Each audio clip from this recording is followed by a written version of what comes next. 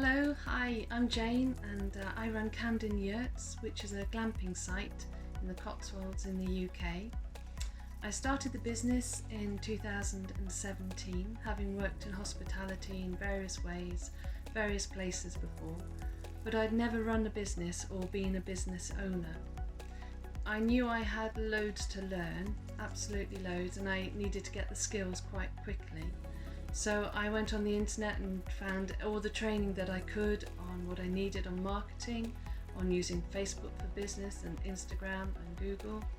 And while these were great, they would also teach me what I needed to do, but not how.